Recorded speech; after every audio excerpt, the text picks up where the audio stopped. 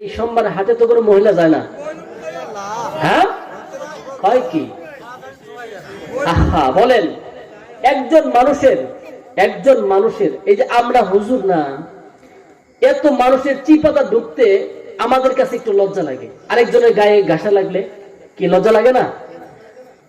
এমন বেহায়া মানুষ কেমনে হয় যে একজন মহিলা যাদেরকে আল্লাহ এত সম্মান দিচ্ছেন, এই মহিলা মানুষ হাটের দিন হাজার হাজার মানুষের ভিড় ঠেললা যে ঢুকে, একটু লজ্জাও কি করে না?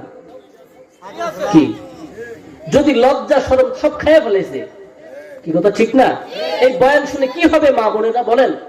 যদি আপনাদের সম্মান পর্দার ভিতরে, আপনারা পর্দায় থেকে চাকরি করতে, আবার অনেকেই বুঝাবে, পিন দিবে যে হ্যাঁ ইসলাম তাহলে এত কঠিন, ইসলাম চার দেয়ালের ভেতরে ঢুকাই রাখতে যায় না, ইসলাম এত কঠিন না, ইসলাম সহজ, কিন্তু বুঝতে হবে। কথা বলেন ঠিক কিনা?